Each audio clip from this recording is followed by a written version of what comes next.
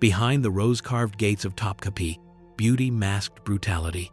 Here, beneath vaulted ceilings and embroidered silks, the Sultan's hidden palace operated as a silent machine of torment.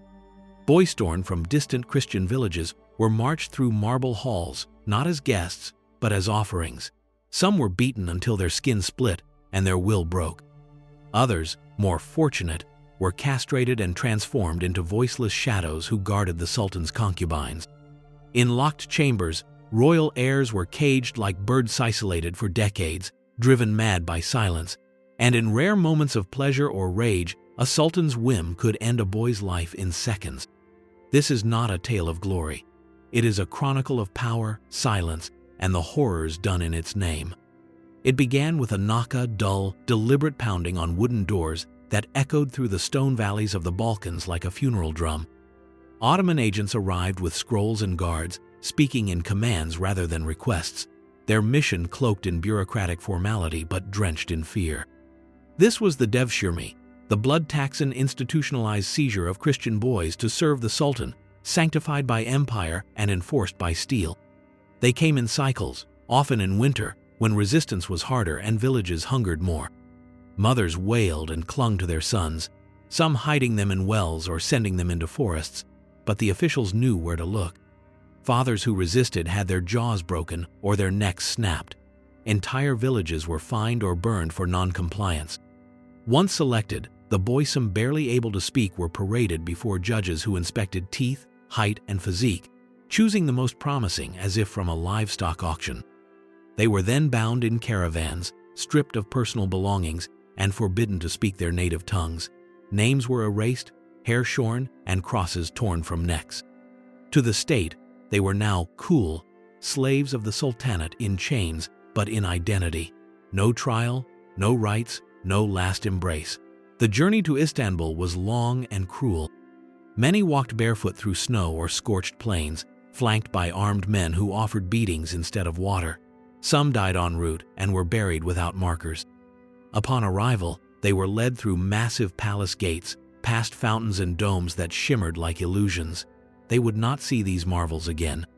They would not be guests, but instruments blanks to be filled, tools to be forged. The palace absorbed them without ceremony. They were numbered, ranked, and filed. The state recorded their arrival, but never their past. No birthplaces were listed, no family names preserved. They were now wards of an empire that saw in them only utility, obedience, strength, and silence. The transformation began immediately. Language drills replaced lullabies. Daily prayers replaced play. They learned to walk in rhythm, to bow without eye contact, to obey without question. It was not merely cultural indoctrination, it was psychological conquest. Older boys cried at night, huddled in stone barracks, their breath fogging the air as they whispered forbidden prayers into their blankets. Some bit their own hands to stay silent. Others tried to run and were caught, beaten in public, then made examples. The message was simple: forget who you were. You are no longer yours, you are his. And the palace? It did not weep. It did not comfort. It consumed. Behind its gilded doors, the Sultan's court grew fat on opulence, while its foundation was laid on the bones of children who had names once but no longer. Once inside the belly of the palace, the boys entered not a sanctuary but a sanctum of unmaking, where identity was peeled away layer by layer until only submission remained.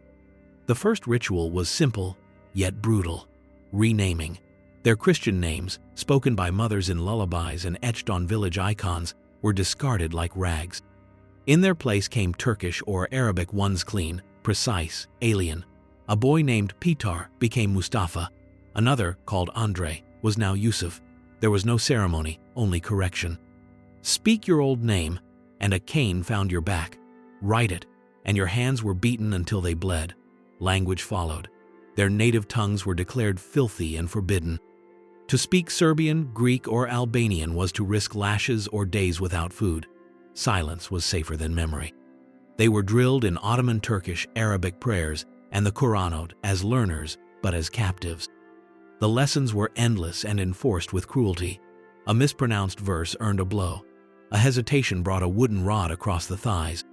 Some instructors smiled as they struck, believing they were shaping souls for heaven. But the boys only learned that obedience was the only form of safety left to them. Baptisms were erased through forced ablution, immersion, and whispered incantations. "You are clean now," they were told, as if their former faith had been filth. For many, the inner conflict was worse than the bruises. They mouthed Islamic prayers while clutching invisible crosses in their sleep. At night, some cried silently, mouthing the Lord's Prayer beneath their blankets like a final defiance. Those caught were punished not just physically, but spiritually, placed in isolation, starved, made to memorize Quranic verses for hours until their minds blurred. They were told this was mercy. Some broke quickly, eager to please for a moment of praise or respite. Others resisted longer and were labeled defective. The defective were discarded. If a boy failed to learn, to conform, to bend, he was sent away, not back to his family, but to the docks, the stables, or the fields, where he would labor until death with no name, no rank, no future. Those who passed the test of pain advanced deeper into the palace's heart. They began to shed their old selves willingly, seeking not salvation, but survival. Brotherhoods formed not by affection, but by shared suffering. The boys learned to kneel before men they once would have feared, to smile when they were hurt, to say thank you after punishment. They became experts at mimicry, masking pain with obedience, loyalty with necessity. In time, the memories of home faded not from healing, but from exhaustion. The erasure was working. And the palace, ever hungry, continued its quiet feast of souls, reshaping boys into servants not of God, but of power, sharpened not by love, but by fear. Those who survived the first crucible and showed signs of physical perfection, sharp intelligence, or unshakable composure were plucked from the masses and ushered into the innermost sanctum of Ottoman control, Enderun, the palace school.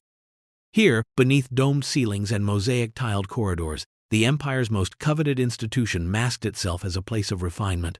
But it was not education the boys received, it was recalibration. They were not being taught how to think, but how not to. The daily routine was rigid and punishing. The morning call signaled not prayer but posture. Every boy was expected to rise, bathe in icy water, dress in silence, and present himself in perfect formation. A crooked button, a delayed movement, or an errant glance could result in a punishment so severe it left permanent scars. Meals were rationed and always just short of sufficiency enough to live, never to thrive. Hunger sharpened focus, they were told. Every aspect of their life was calculated to unmake the boy and build the instrument. Beatings were formalized. They were not spontaneous bursts of rage, but rituals carried out with process and ceremony. For disobedience or mediocrity, a boy would be stripped, held down by his peers, and struck with a rod or leather whip. The count often reached 100. The victim was expected to kiss the rod afterward and utter the phrase, "May my Lord's hand be strong." Tears were discouraged, screams were ignored, pride was fatal. To accept punishment with gratitude was seen as virtue. Those who excelled academically were not spared. A brilliant recitation of scripture might be followed by a slap, simply to remind the boy who he belonged to. Humiliation was considered a tool for humility. The masters, often former graduates of this very school, wore silk robes and emotionless faces. Their cruelty was surgical. They knew when to withhold water, when to force sleepless nights, when to isolate a boy just long enough to break him, then reintegrate him to keep him pliant. There were no friends in Enderun, only rivals, each praying silently not to be the one chosen for demonstration punishment that day. Trust was dangerous, kindness rare. Every lesson was laced with dominance. Even the arts, calligraphy, music, philosophy were taught not for enrichment, but for imperial propaganda. A beautiful pen stroke was praised only if it pleased the Sultan. A wrong note in a court melody was treated as treason. Psychological warfare thrived in silence. Boys were made to praise their torturers, compete for their affection, and internalize their insignificance. Individuality was replaced by submission. Even dreams became regulated. Any talk of home, of past, of longing was swiftly corrected with solitude or starvation. And yet, amid all this, the boys learned it not in freedom, but in fear. They became fluent in obedience, experts in self-erasure, masters of appearing calm while dying inside. The palace called this success. It called them loyal. But what it had really done was carve out everything human and replace it with polished emptiness. Among the most haunting selections in the palace was the one without return, the choosing of boys for castration. There was no warning, no ceremony, just a sudden gesture from a silent overseer, and a child was led away, unaware that his body and future were about to be mutilated beyond recognition. The chosen were typically young, with delicate features and submissive demeanor, traits the court deemed ideal for harem service. Sometimes they were captives from sub-Saharan Africa, sold into the empire's networks of slavery. Other times they were Balkan boys who had proven themselves obedient beyond doubt. The operation itself was crude and agonizing. In filthy back rooms or makeshift infirmaries, knives met flesh in rituals of pain disguised as necessity. Some procedures involved full removal genitals and others only the testicles, but both carried excruciating pain and an alarming mortality rate. Many boys bled to death or succumbed to infection in the days that followed, their cries muffled by thick walls and indifferent hands. Those who survived were never the same. Their bodies weakened, their voices thinned, and their eyes dulled with a vacancy that no prayer could fill. They were renamed once more, not as pages or students, but as Hadum, the eunuchs, literal gatekeepers of the Sultan's inner world. They were marked by status and skin. Black eunuchs, usually castrated as children in East Africa, were assigned to the harem itself, entrusted with guarding the Sultan's wives, concubines, and children. Their proximity to female spaces granted them immense power, though their every breath was regulated. White eunuchs, often of European origin, were typically stationed in the outer palace, tasked with clerical work, surveillance, or message-bearing. Regardless of role, the message was clear. Their function defined them. They were neither men nor boys. They were silence made flesh. Stripped of lineage, possibility, and pleasure, they became symbols of imperial discipline, estral, watchful, and obedient. Their rooms were Spartan, their routines precise, and their futures non-existent. Marriage was forbidden, fatherhood impossible. They lived and died within the palace walls, buried in eunuch cemeteries outside the city, their headstones often inscribed not with names, but with service titles. To survive, they mastered invisibility. Emotion was a risk, memory a threat. Some rose in power, managing internal court politics with cunning and grace. The chief black eunuch, or Kuzlar Aasa, wielded immense influence even over succession and policy, but power did not equate to freedom. Even he was still property. The castration was not just physical, it was existential. It cleaved the soul as much as the flesh. To walk the corridors as a eunuch was to be a living contradiction, indispensable yet disposable, present yet erased. The palace did not mourn their pain, it demanded it. And the empire built its legacy on the backs of boys who could no longer become men. To the outsider, the Sultan's harem was a jeweled cage of beauty-domed ceilings painted with gold leaf, silk cushions heaped in shadowed corners, the air thick with rosewater and secrets. But behind this veneer lay a world ruled not by desire, but by surveillance, paranoia, and discipline, so absolute it bled into cruelty. The eunuchs, mostly black and high-ranking, stood like statues at every archway, their silence as suffocating as their gaze. They were the arbiters of access and punishment, carrying messages between concubines and the Sultan, managing rivalries, and crushing disobedience before it reached the surface.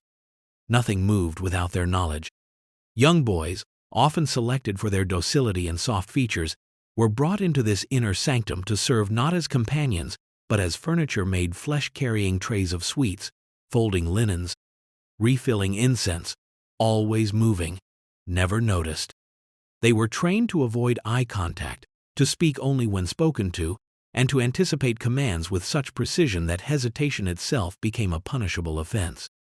A glance held too long, a hand trembling under a gold tray, a breath drawn too loudly in the wrong room, any of these could be read as insolence, as threat, as rebellion. And in the harem, even the suspicion of rebellion meant pain. Punishments were swift and often theatrical. A boy accused of spying might be beaten in front of the concubines, his cries absorbed by the marbled walls, his blood wiped quickly from the inlaid floor.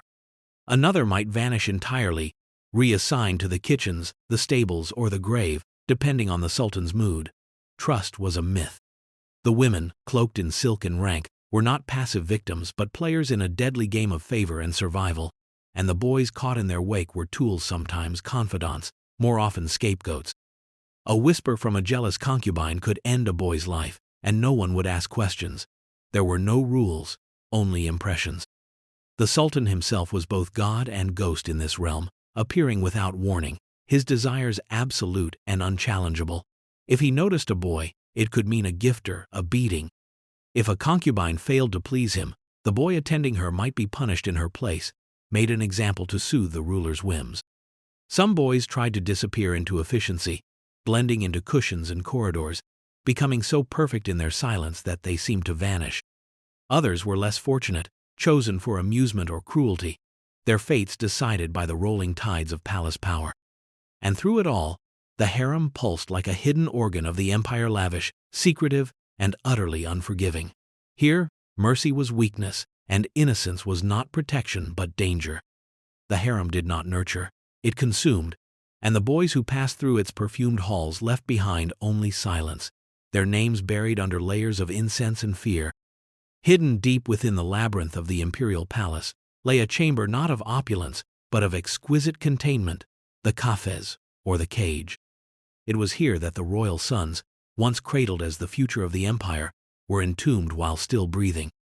In earlier centuries, succession was bathed in fratricide. Brothers slaughtered each other to claim the throne. To avoid this blood-soaked tradition, the Ottomans created the cafes, a gilded prison where princes lived in enforced limbo. From the outside, it seemed luxurious. Intricate lattice windows filtering golden light, silk cushions stacked high, food served by silent attendants. But beneath this polish lay a cruelty more corrosive than the sword silence. The princes were not allowed visitors, not even their mothers. Conversations were monitored, limited, or forbidden entirely. Books were removed, instruments banned, letters destroyed. No news of the outside world reached them. Days stretched into years. Some marked time by scratching patterns into the walls or pacing the same path until grooves formed in the marble. Others succumbed to delusion, whispering to shadows or reciting the same verse for hours. The cafes did not break bodies, it broke minds. Boys who entered as scholars or warriors aged into shadows of men, their muscles softening, their wills unraveling. Some tried to rebel, refusing food, tearing at their robes, slamming fists against walls, but even madness had its boundaries here. The eunuchs watched, always silent, always close. No escape, no end. And then, sometimes, a moment would come. A sultan would die without a clear heir, and a eunuch would enter the cafes bearing words the prince had long ceased to expect. You are to be sultan. What followed was not triumph, but terror. The man pulled from the cage was not a ruler, he was a ghost wrapped in royal silk. Unaccustomed to light, to speech, to power, he stumbled into the throne room like a puppet, greeted by courtiers who bowed not out of respect but necessity. Some of these men reigned only days. Others ruled in paranoid cruelty, their minds twisted by decades of isolation. They trusted no one, issued executions without trial, spoke in riddles or silence. A few, like Sultan Mustafa I, were dethroned twice, declared mentally unfit. Yet the cycle continued. The cafes endured, a machine of psychological erosion dressed in velvet. It symbolized order but bred instability. It preserved bloodlines but destroyed minds. To be born a prince in the Ottoman Empire was to be both exalted and condemned, to grow up knowing that the highest honor might also be a sentence to stillness, silence, and eventual madness. The empire believed it had found a humane alternative to murder, but the cafes was no less lethal. It killed slowly, invisibly, leaving behind emperors who could barely speak, barely rule, barely live. Behind those carved wooden screens, time dissolved, and with it, the men who might have been kings. At the core of the palace's rot sat not merely the system, but the men it crowned, sultans whose absolute power blurred the boundary between divine right and deranged impulse, turning the empire's heart into a theater of horror where whim dictated life and death. Among the most infamous was Sultan Ibrahim. I remembered not for governance but for madness draped in ermine. Born into the cafes and released as a broken man, Ibrahim ruled with a mind untethered, his pleasures veering into cruelty so grotesque that even his closest advisors spoke in whispers. In one of his most chilling episodes, he ordered his harem of concubines, over 200 women, to be bound in silk sacks and cast into the Bosphorus on a whim, their screams muffled by water, their bodies swallowed by the current. Their crime? A rumor, a suspicion, perhaps just his boredom. The horror did not end with women. Male servants, especially the young and beautiful, were not spared the reach of imperial appetite. Court records, cloaked in euphemism, speak of boys summoned privately to the Sultan's chambers and leaving either disfigured or never again. One chronicler details a servant who dared speak without permission and was held over burning coals, his skin seared until it sloughed off in strips. Another was stripped and lashed with cords dipped in brine, screaming until he passed out, revived, and lashed again, all to amuse a ruler whose mind saw pain as entertainment. The palace's marble halls masked these acts with silence. The screams echoed only briefly before being swallowed by drapes, dismissed as rumors, or erased by decree. Eunuchs, themselves victims of mutilation, were forced to enforce this madness, dragging boys to rooms, binding wrists, cleaning blood from silk carpets with tears in their eyes but obedience in their hands. Some sultans, like Abdulaziz, obsessed with control, kept detailed notes on punishments delivered like a butcher recording weights. Others, like Selim III, alternated between philosophical writings and nights of violent outbursts, once reportedly suffocating a musician for striking the wrong chord during a private recital. The boys at the center of these moments, those whose limbs were broken, whose voices were silenced, whose lives ended without reason, were rarely named. They did not appear in the records as anything more than a servant or an error. Their parents, if alive, never knew their fate. Their graves, if they existed, were unmarked. The palace ate them whole. Even as minarets sang to the heavens and court poets praised the benevolence of the Sultan, a darker truth pulsed behind the wall zone where madness wore a crown and pleasure left scars. The empire's legacy was written not just in conquests and treaties, but in the broken bodies of boys who were never supposed to be remembered, and in the end, they weren't. In the fading twilight of the Ottoman Empire, as the old machinery of sultanic rule groaned beneath the weight of modernity, there emerged a figure who embodied its most decadent and depraved remnants, not a sultan, but a princess. Esma Sultan, daughter of Abdul Hamid I, cloaked in silk and lineage, lived in a private waterfront palace where whispers clung to the walls like incense.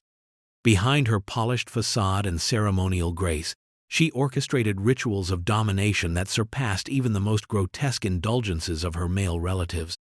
Courtiers and servants knew the pattern, though few dared speak it aloud. A young boy, striking in beauty and docility, would arrive under the guise of musical instruction or domestic apprenticeship. He would be welcomed with warmth, dressed in fine fabrics, fed spiced fruits and sherbets, and then, as the sun set, led into her private chambers where formality ended and the performance began. The boys were bound silk cords around wrists, velvet sashes across eye sand, subjected to nights of degradation veiled as entertainment. Esma, far from mad, was meticulous. She directed the servants like a conductor. Her pleasure derived not from lust, but from control, the way a body flinched under command, the way a whimper could be stifled by silk, the way power could erase even memory. But the true horror came the next morning, when the games ended. The boys, used and silenced, were led to a final chamber under pretense of rest. There, a sweet drink was offered, rosewater tinged with subtle poison, perhaps arsenic or powdered opium. Within hours, the boy would weaken, sweat, convulse. By dusk, he was gone. No screams, no spectacle, just silence. His body was wrapped in linen and carted through the servants' corridor under heavy veils, then buried not in the official cemeteries, but in the palace's hidden gardens, where jasmine grew thick and the earth never spoke. The eunuchs who assisted her never refused. They knew better. Esma held courtly immunity, and besides, many of them had once been boys too broken in different ways. The palace's official records list no disappearances. The boys had no last names, no families to inquire, no rights to protect them. In the empire's ledgers, they were never even there. Some claimed Esma kept tokens, rings, strands of hair, bits of ribbon hidden in a lacquered box near her bed. Others believed she spoke to these objects at night, her mind unraveling with each ritual. But no one intervened. Power shielded her. just as it had shielded so many before her. And when Esma died, her crimes were buried with her, locked behind imperial modesty and historical amnesia. Yet the garden still bloomed, the palace still stood, and the ghosts of the boys unmarked, unnamed lingered in the jasmine-scented air, reminders that the cruelty of empire was not only preserved by the sword or crown, but by the perfumed hands of those who smiled while they killed. Even in a world engineered for silence, submission, and self-erasure, defiance found its voice not in declarations or banners, but in trembling hands that refused to serve, in glances held too long, in whispered plans passed between bruised lips after midnight. The palace, for all its grandeur and surveillance, could not seal every crack. Some boys, broken but not yet hollow, imagined escape. A few reckless or brave acted on it. One such boy, remembered only as Mikhail in a eunuch's confession years later, tried to flee through the laundry tunnels beneath Topkapi. He made it as far as the outer gate before a hound caught his scent. Dragged back, half-naked, bloodied, he was paraded before the court and flogged until the skin on his back came away in strips. He was then shackled, made to crawl through the palace corridors he once served, before being drowned in a shallow basin, his head held down by two eunuchs, his final breath bubbling through crimson water. The court did not look away. That was the point. Another group, 5 boys barely in their teens, plotted to poison a sadistic tutor known for his nightly cruelties. They ground bitter roots into his sherbet, but he drank little and sensed the bitterness. Their punishment was theatrical. Tied together, lashed in sync until their bones were visible, and finally hung by their wrists for 3 days without food. One died. The rest were reassigned to latrines and sewage pits. Death, slower but no less certain. In the cafes, too, resistance flickered. One confined prince, after 3 decades of silence, snapped during a ceremonial visit by a court physician. He lunged with a sharpened spoon, screaming names no one remembered. He was beaten until mute, then left in a cell without light for a year. When the door reopened, he no longer spoke, no longer blinked. He was not punished again. He had vanished inward, and that was enough. These acts of rebellion were not revolutions. They did not shake thrones or topple regimes, but they rattled something deeper, the illusion of perfect control. For every boy who broke, another burned with quiet rage.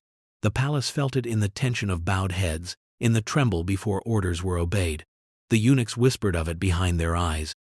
The concubines sensed it in the way trays were set down harder than usual. It was not a movement, but a murmur, slow erosion of obedience. The palace, in its arrogance, adapted not by mercy but by increasing its spectacles. Impalements returned. Bodies were displayed in gardens for a day, then removed before the next banquet. Punishment became performance, terror the mortar between the tiles. And still, the machine creaked. It devoured, but less efficiently. It ruled, but with unease. The palace had cracks, hairline fractures in its marble perfection. And though no boy had yet brought it down,